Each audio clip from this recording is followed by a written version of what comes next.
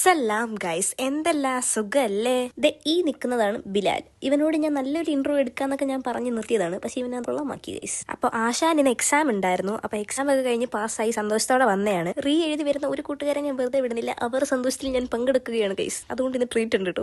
അവന്റെ ചിരിയിലുണ്ടല്ല. അതൊക്കെ പോട്ടെ, നോക്കൂ. ഇതാണ് ഗൈസ് ഞങ്ങളുടെ യൂണിവേഴ്സിറ്റി ഓഫ് അസർബൈജാൻ, അല്ല അസർബൈജാൻ മെഡിക്കൽ യൂണിവേഴ്സിറ്റി. കറക്റ്റ് ഈ വീഡിയോ വോയിസ് ഓവർ ചെയ്യുന്ന സമയത്തൊക്കെ ഇങ്ങനെ തെറ്റാവോ? പിന്നെ നേരെ ബസ് സ്റ്റോപ്പിലോട്ട് നടന്നു. ബസ് സ്റ്റോപ്പിൽ നിന്ന് ഒരു 10-15 മിനിറ്റ് ഞങ്ങൾ നിന്ന് കേട്ടോ. ബസ് നോക്കി വന്നല്ലോ വരമാല, കുറച്ച് നേരം കഴിഞ്ഞ് വന്നാൽ മതിയായിരുന്നല്ലോ. ഓക്കെ, അങ്ങനെ ബസ്സൊക്കെ കയറി പോട്ടെ. കുറെ ഷോപ്പിംഗ് ചെയ്യാനുണ്ട് എനിക്കല്ല ബിലാലിന്.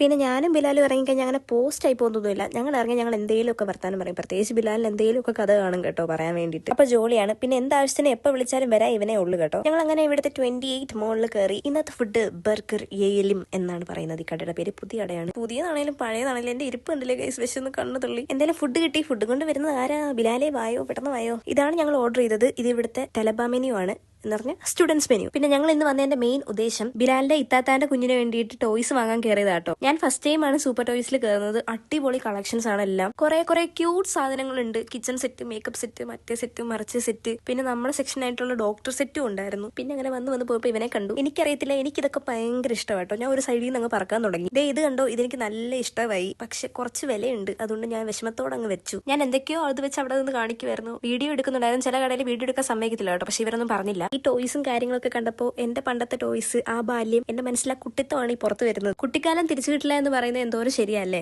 അല്ല രമണ, നമ്മുടെ കാര്യം ഇതൊന്നും അല്ലായിരുന്നല്ലോ. നമ്മൾ കുഞ്ഞിക്കൊച്ചിനൊരു പിയാനോ വാങ്ങിച്ചു കേട്ടോ അവൾക്ക്. നമ്മൾ തിരിച്ച് വീട്ടിൽ കയറി. പിലാലിന് നല്ല ക്ഷീണുണ്ട്, ഹോസ്റ്റലിൽ പോകണം. ഞങ്ങൾ ഒന്നിച്ച് പാടിയ ഒരു പാട്ട് പ്രൊഫൈലിൽ കിടപ്പുണ്ട്. അപ്പോൾ കേൾക്കണം എന്നുള്ളവര് ഡു ചെക്ക് ഇറ്റ് ഔട്ട്. അപ്പൊ ഗൈസ്